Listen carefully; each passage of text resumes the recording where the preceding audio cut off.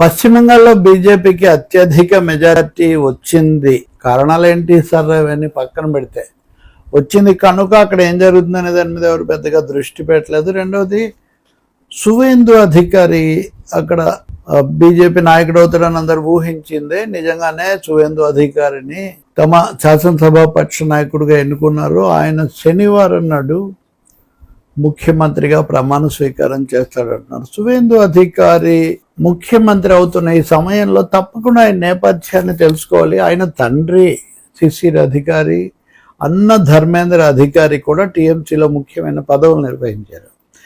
ఆ వారసత్వంతో ఈయన మమతా బెనర్జీకి సహాయకుడుగా కుడి భుజంలాగా ఆయన ముందుకు వచ్చారు. ఎక్కడ? నందిగ్రామ్లో.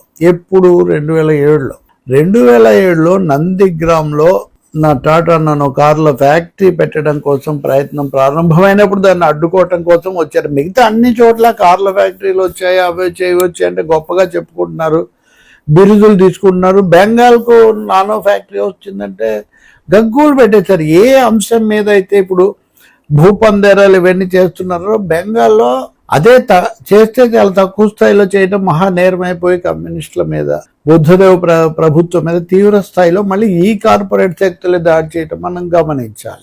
సువేందు అధికారి దేశాన్ని కుదిపేసిన శారదా చిట్ ఫండ్ స్కామ్ లో కూడా నిందితుడు. తర్వాత ఆయన బీజేపీలో చేరిపోయాడు. అన్ని మాఫీ అయిపోయినాయి. Washing powder Nirma. అలాగే జంగల్ మహల్ ఏరియాలో సిపిఎం మీద ఒక పని కట్టుకొని ఒకవైపు నుంచి మావోయిస్టులు, ఇంకోవైపు నుంచి తృణమూల్ కాంగ్రెస్, వీళ్ళందరూ కూడా ముక్కుమ్మడి దాడి చేశారు. దానికి కూడా సువేందు అధికారి నాయకత్వం వహించాడు. అలా అయిన తర్వాత ఆయన 2020లోనూ ఎప్పుడో బీజేపీలో చేరారు. ఇంకా అక్కడి నుంచి ఓ క్రమ పద్ధతిలో ఆయన పెంచుకుంటూ పోయారు. పెంచుకుంటూ ఇది ఇప్పుడు ఆయన ముఖ్యమంత్రి కాబోతున్నారు. కాబట్టి ఇప్పుడు గమనించవలసింది ఏమంటే అస్సాం ముఖ్యమంత్రి హిమంత బిశ్వా శర్మ, ఇప్పుడు బెంగాల్ ముఖ్యమంత్రి అవుతున్నటువంటి సువేందు అధికారి, వీళ్ళందరూ కూడా ఇతర నేపథ్యాల నుంచి వచ్చిన వాళ్ళే. వీళ్ళు ఒరిజినల్ బీజేపీ ఆర్ఎస్ఎస్ మూలాల నుంచి వచ్చిన వాళ్ళు కాదు. వీళ్ళు పాలక పార్టీల్లో ఉంటూనే అటు సంబంధాలు పెట్టుకొని అక్కడి నుంచి పెరిగినటువంటి వాళ్ళు. అలాగే అంతకుముందు వామపక్షాల మీద కుట్ర చేసిన వాళ్ళల్లో కూడా వీళ్ళు చాలా ముఖ్యం. కాబట్టి ఇదంతా ఒక పెద్ద గ్రాండ్ డిజైన్ దీని వెనక ఉన్నట్టు స్పష్టంగా మనకు అర్థమవుతుంది. అందుకనే వాళ్ళనే అమిత్ షా లాంటి వాళ్ళు తప్పకుండా దగ్గరుండి ప్రోత్సహిస్తూ ఉన్నారు. అతను రాజకీయాల్లో ఎవరి తంటాలు వాళ్ళు పడతారు, ఎవరి వ్యూహాలు వాళ్ళు అని అనుకున్నప్పటికీ కూడా దేశవ్యాప్తంగా ఒక క్రమ పద్ధతిలో ఈ వ్యూహాలు చేసుకుంటూ రావడం. మావోయిస్టులను ఇప్పుడు ఆపరేషన్ ఖగార్ ఇవన్నీ చేశారు. సైద్ధాంతిక కారణాలు ఇవన్నీ మనం తర్వాత చూద్దాం. కానీ కిషన్జీ మావోయిస్ట్ నాయకుడుగా ఉండగా కల్కట్టా బెంగాల్లో మమతా బెనర్జీ పైకి రావటము, మావోయిస్టులతో సంబంధాలు, తర్వాత ఆ కిషన్జీని కూడా హతమార్చటము లేకపోతే ఎన్కౌంటర్ చేయటం ఇవన్నీ మనం చూసాం. కాబట్టి ఒకేసారి అనేక వ్యూహాలు తెర వెనుక వాటితో వీళ్ళు ముందుకు వచ్చారు. ప్రస్తుతానికి వాళ్ళు విజయం సాధించారు. కానీ ఒక దేశ చరిత్రలో రాజకీయ పరిణామ క్రమంలో 12 ఏళ్ళు 15 ఏళ్ళు పెద్ద లెక్క కాదు. మన్మోహన్ సింగ్ కూడా 10 ఏళ్ళు పాలించారు కదా. కాబట్టి సువేందు అధికారి బెంగాల్ ముఖ్యమంత్రి కావడం పూర్తిగా ఊహించదగిందే.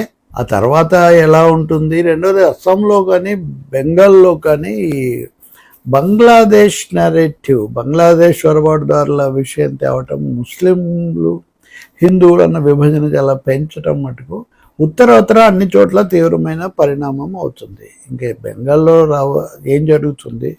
ఈ ఎన్నికలు అయిన వెంటనే దాడులు, హత్యలు, లేని విగ్రహాలు పడగొట్టడాలు చాలా జరిగాయి కదా.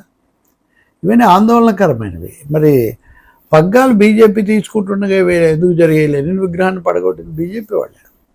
మళ్ళీ వాళ్ళు వెంటనే ప్రతిష్ఠించారు. కాబట్టి సువేందు అధికారి రాజ్యం బెంగాల్లో ఎలా ఉండబోతుంది అన్నది మనం చూడొచ్చు. కానీ వామపక్షాలు సిపిఎం ముఖ్యంగా పుంజుకున్న పరిస్థితుల్లో ఖచ్చితంగా ఇది ఒక రాజకీయమైన పోరాటంగా మటుకు తప్పకుండా ఉంటుంది. నల్లేరు మీద బండిలాగా ఏమీ నడవదు. మమతా బెనర్జీ కూడా తనవైన వ్యూహాలతో తనున్నట్టుగా కనిపిస్తుంది.